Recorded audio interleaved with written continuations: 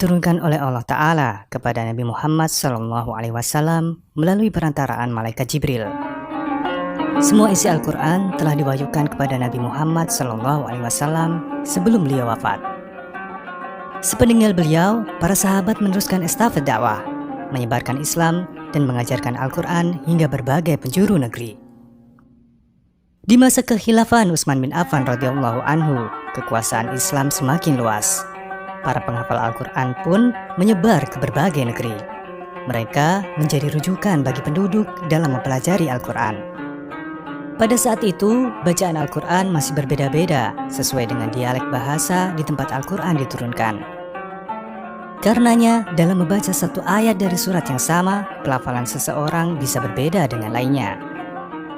Kondisi seperti itu menimbulkan keraguan, terutama di kalangan mereka yang tidak sempat bertemu langsung dengan Rasulullah SAW untuk mengklarifikasi mana bacaan yang lebih fasih.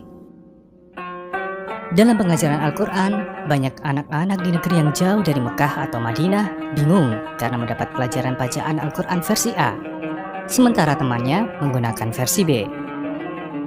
Bahkan di beberapa tempat, perbedaan bacaan tersebut berujung pada pengkafiran, karena seseorang dianggap telah mengubah isi Al-Quran. Sahabat Hudzaifah bin Yaman yang saat itu berada di Irak mendapati bukan hanya perselisihan saja yang timbul. Perbedaan-perbedaan tersebut juga mengakibatkan kekeliruan makna Al-Quran. Semua itu terjadi karena seiring dengan meluasnya dakwah Islam, Al-Quran tak lagi hanya dibaca oleh orang Arab saja. Di samping pergantian generasi, di mana orang-orang yang dahulu menjadi saksi turunnya Al-Quran mulai berkurang karena tutup usia. Melihat fenomena itulah, Hudzaifah bin Yaman langsung menemui Khalifah Utsman bin Affan. Ternyata, sebelumnya Utsman bin Affan juga mendapatkan masukan yang sama dari sahabat yang lain. Setelah bermusyawarah dengan para sahabat senior lainnya, Utsman bin Affan mengambil keputusan penting dan bersejarah, yaitu menyalin Al-Quran menjadi hanya dalam satu bacaan. Sebelum penulisan ulang di masa Utsman bin Affan radhiyallahu anhu, Al-Quran telah melalui beberapa tahap penulisan.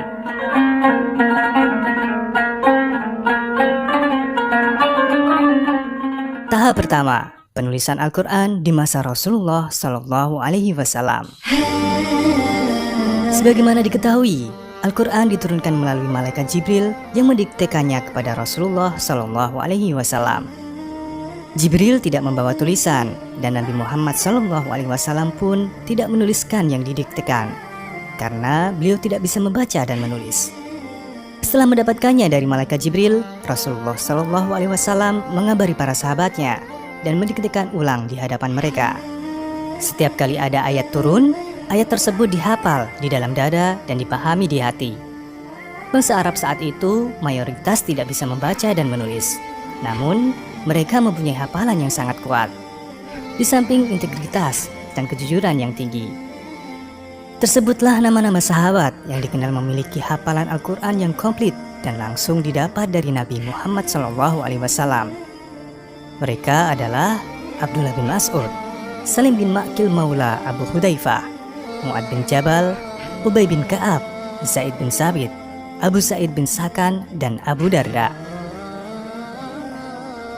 Nama-nama mereka direkomendasikan langsung oleh Nabi SAW sebagai rujukan dalam mengambil Al-Quran. Beberapa hadis yang diriwayatkan Imam Bukhari menegaskan hal itu.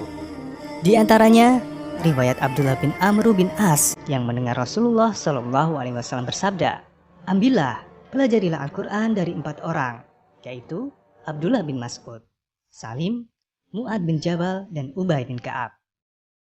Dalam riwayat Anas bin Malik, Rasulullah SAW menyebutkan 4 orang yang semuanya dari kaum Ansar, yaitu Ubay bin Ka'ab, Mu'ad bin Jabal, Zaid bin Sabit, dan Abu Zaid. Selain para sahabat yang menyimpan hafalan Al-Quran di dalam dada, Rasulullah SAW juga menunjuk beberapa nama untuk menjadi pencatat wahyu, seperti Ali bin Abi Thalib, Muawiyah bin Abi Sufyan, Ubay bin Ka'ab, dan Zaid bin Sabit. Ketika turun ayat, Rasulullah SAW menyuruh mereka untuk menulisnya di secari kertas. Selain keempat sahabat itu, beberapa sahabat juga berinisiatif sendiri menulis wahyu yang turun. Mereka menulisnya di atas batu pipih, pelepah kurma, kayu pelana, maupun potongan kulit dan tulang.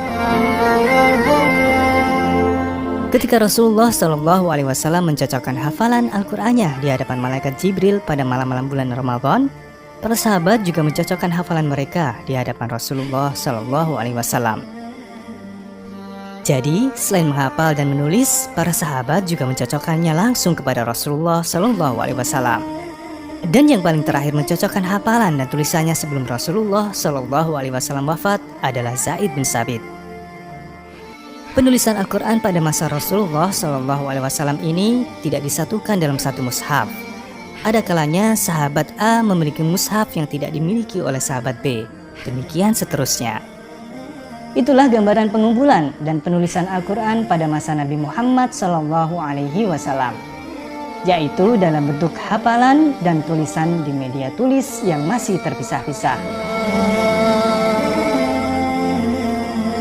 Tahap kedua, penulisan Al-Quran di masa Khalifah Abu Bakar radhiyallahu anhu.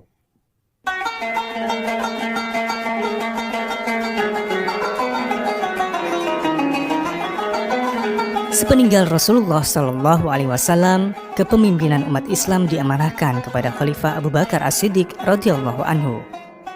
Abu Bakar pun menunaikan amanah itu dengan terus menyebarkan dakwah Islam dan menjaga agama ini dari gerakan kaum murtad. Termasuk ketika Abu Bakar harus memupus gerakan Nabi palsu Musailamah Al-Kadzab dalam perang Yamamah. Dalam perang ini banyak sahabat penghafal Al-Quran yang gugur. Padahal selama ini mereka menjadi rujukan untuk mengetahui wahyu Al-Quran. Hal ini membuat Umar bin Khattab radhiyallahu anhu resah. Ia khawatir Al-Quran akan lenyap seiring dengan banyaknya para penghafal yang gugur di medan jihad. Umar lalu menemui Abu Bakar radhiyallahu anhu dan menyarankan untuk mengumpulkan catatan-catatan wahyu Al-Quran yang masih terserak di tangan beberapa sahabat. Awalnya Abu Bakar radhiyallahu anhu keberatan dengan usul Umar karena hal ini tidak pernah dilakukan oleh Rasulullah Shallallahu Alaihi Wasallam. Sampai akhirnya Allah melapangkan dada Abu Bakar radhiyallahu anhu untuk menerima usul sahabatnya ini.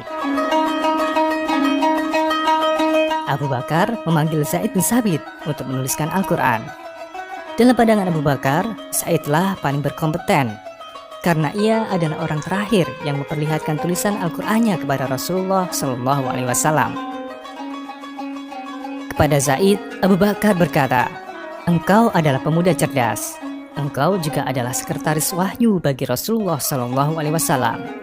Maka carilah lembaran-lembaran Al-Quran lalu kumpulkanlah." Sama seperti Abu Bakar, Zaid awalnya terkejut dan merasa keberatan. Sebelum akhirnya Allah melapangkan dadanya dan memantapkan hatinya untuk menerima dan melaksanakan usul Abu Bakar ini. Zaid pun mulai mengumpulkan catatan-catatan Al-Quran pada bebatuan pipih dan pelepah kurma, serta hafalan para sahabat lainnya. Ia begitu cermat dan teliti dalam mengumpulkan, mencocokkan hafalan yang dimilikinya dengan catatan yang ditulis sahabat lain. Ketelitian Zaid termasuk dalam soal ayat 128 surat At-Taubah. Ia yakin ayat itu ada, namun tidak menemukan pada catatan tertulis para sahabat. Sampai akhirnya menemukan ayat tersebut dicatat oleh Abu Huzaimah Al-Ansori. Abu Huzaimah Al-Ansori sendiri bukan sembarang sahabat. Kualitas periwayatannya diakui langsung oleh Nabi Shallallahu Alaihi Wasallam. Sehingga jika sahabat lain harus mendatangkan 2 orang untuk persaksiannya, maka itu tidak berlaku untuk Abu Huzaimah Al-Ansori. Rasulullah Shallallahu Alaihi Wasallam bersabda, "Jika Huzaimah seorang diri sudah bersaksi, maka itu sudah cukup." Rasulullah Shallallahu Alaihi Wasallam menjadikan kesaksian 1 orang Abu Huzaimah setara dengan kesaksian 2 orang. Lembaran-lembaran Al-Quran yang telah dikumpulkan itu kemudian disimpan oleh Abu Bakar. Setelah Abu Bakar wafat, disimpan oleh Umar bin Khattab. Dan setelah Umar wafat, disimpan oleh Hafsah, putri Umar bin Khattab. Terkait pengumpulan Al-Quran ini, Ali bin Abi Thalib berkata, orang yang paling besar pahalanya terkait mushaf adalah Abu Bakar. Semoga Allah merahmati Abu Bakar. Ia adalah orang pertama yang mengumpulkan kitab Allah. Tahap ketiga, penulisan Al-Quran di masa Khalifah Utsman bin Affan radhiyallahu anhu. سوف يعلمون أن نحن المسلمون قادمون. Hari berganti hari hingga kekhilafan Islam dipegang oleh Utsman bin Affan radhiyallahu anhu. Kekuasaan Islam makin luas. Saat itu, Al-Quran dibaca dalam 7 ragam bahasa atau dialek. Terjadilah perselisihan di beberapa wilayah karena berbeda cara membacanya. Seperti disinggung sebelumnya, setelah bermusyawarah dengan para sahabat senior lainnya, Utsman mengirim utusan untuk meminjam mushaf yang disimpan di rumah Hafsah binti Umar radhiyallahu anhu. Selanjutnya, Utsman menunjuk 4 orang sahabat untuk menyalin mushaf dari Hafsah tersebut. 4 orang itu adalah Zaid bin Sabit, Abdullah bin Zubair, Sa'id bin As, dan Abdurrahman bin Haris bin Hisham. Utsman meminta mereka menyalin ulang isi mushaf. Kepada mereka, Utsman berpesan jika terdapat perbedaan dialek, yang dijadikan acuan adalah dialek Quraisy. Sebab menurut Utsman, Al-Quran diturunkan dengan bahasa Quraisy. Tim pun bekerja.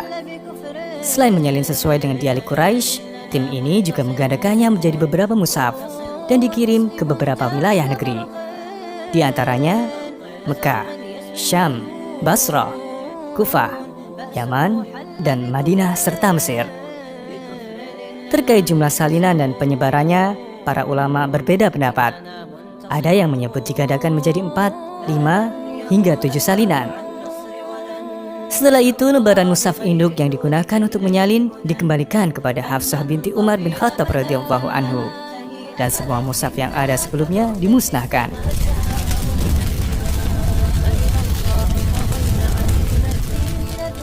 Tinggallah mushaf Al-Quran yang telah ditulis oleh Zaid bin Sabit dan timnya. Mushaf yang telah memuat semua wahyu yang Allah turunkan kepada Nabi Muhammad SAW tanpa meninggalkan satu huruf pun darinya. Juga mushaf yang memiliki satu bacaan saja, yaitu bacaan versi Quraisy. Semua proses penulisan Al-Quran di masa Utsman ini terjadi pada tahun 25 Hijriah. Menurut Syekh Manna Al-Qattan dalam buku Ulumul Quran, mushaf-mushaf yang ditulis semasa Utsman bin Affan saat ini tidak ada satu pun yang tersisa. Ibnu Katsir pernah melihat salah satu mushaf tersebut di Masjid Jami' Damaskus di Syam. Namun, konon mushaf Syam ini dibawa ke Inggris setelah disimpan para kaisar Rusia di perpustakaan Leningrad. Namun, ada pula yang mengatakan mushaf ini terbakar di Masjid Damaskus pada tahun 1310 Hijriah. Terlepas dari keterangan mana yang sahih, atas izin Allah, misi Utsman bin Affan telah selesai dengan sempurna. Mushaf Al-Quran telah digandakan dan dibaca oleh miliaran umat manusia hingga kini dengan bahasa yang satu.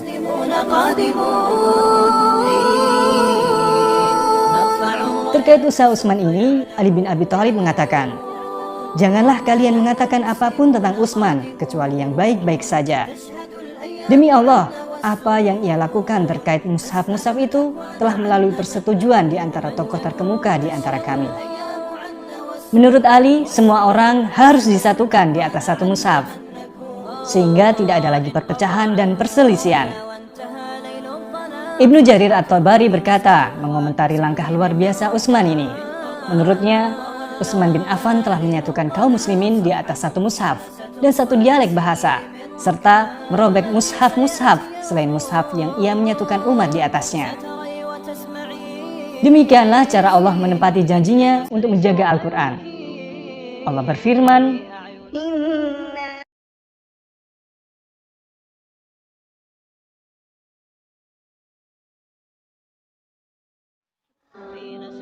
"Sesungguhnya kamilah yang menurunkan Al-Quran, dan sesungguhnya kami benar-benar memeliharanya." Quran Surat Al-Hijr ayat 9. Dengan memahami sejarah penulisan Al-Quran dari masa ke masa, kita menjadi paham bagaimana Allah menepati janjinya untuk menjaga Al-Quran. Allah dengan segala kekuasaan dan takdirnya telah menciptakan makhluk-makhluk bernama Abu Bakar, Umar bin Khattab, Utsman bin Affan, Zaid bin Sabit, dan sejumlah nama-nama sahabat Nabi SAW yang melakukan ijtihad pengumpulan dan penyatuan Al-Quran. Semoga salawat dan salam selalu terlimpah atas Nabi Muhammad SAW, keluarga, dan para sahabat-sahabatnya.